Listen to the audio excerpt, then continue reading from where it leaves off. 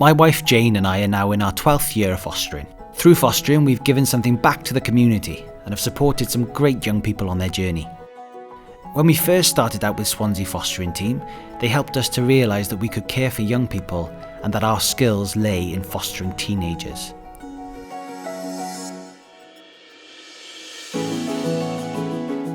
There's definitely been ups and downs, but we've always had so much fun with them. Going to the beach, gigs and the cinema. We take them through as many rites of passage experiences as we can. We've been to music festivals, and we've spent a lot of time in our motorhome too, travelling and exploring different parts of the UK in the school holidays. I think the best thing about fostering teenagers is their humour. We do laugh a lot in this house, and that's because we're all a great fit. The team in Swansea makes sure of that. The tough days happen, but we get through them together. At the moment, we have a 17-year-old and a 15-year-old living with us. The eldest is getting herself ready for university, and the youngest is thinking about apprenticeships.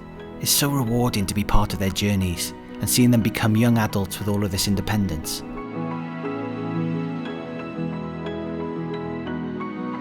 We're often asked if fostering is rewarding. Of course, it's hard and sometimes we can't see the wood from the trees and lose sight of all things we've achieved. But when we look back at the kids we've fostered over the years and how many of them have stayed in touch with us, we see how significant we are in their lives.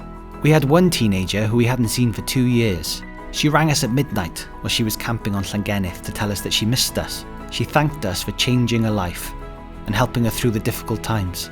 She has a young family of her own now, and we're more in touch than ever. She said we're the best thing that ever happened to her. I think that story says why we foster.